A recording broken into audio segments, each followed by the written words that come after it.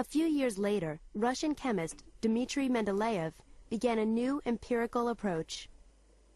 He gathered together chemical and physical data on all the known elements from across the world and tried to establish the rules which governed the chemical behavior of each element. By distilling the knowledge of thousands of chemists and plotting it on 63 cards, he hoped to determine the pattern. Each card bore the vital statistics of an element: its weight, luster, melting point, and most important of all, how it reacted with other elements to form compounds.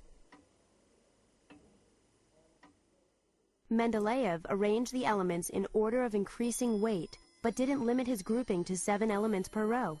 He allowed the length of the row to increase. He called the horizontal rows periods. The vertical columns represent families of elements that have a similar character.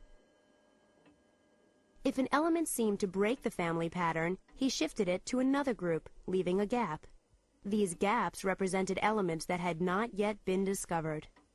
He was so confident about this idea that he even went on to predict the properties of the missing elements from their position in the table.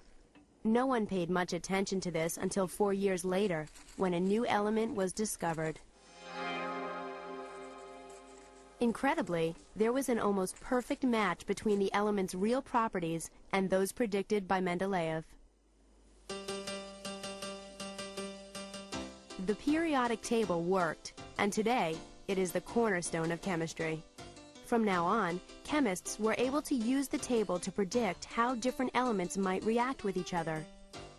It was like a cosmic code book, a set of rules which defined chemical behavior. Over the years, the gaps in the table were filled by elements, sometimes by whole groups of elements. Some of them don't exist naturally. They are artificially made.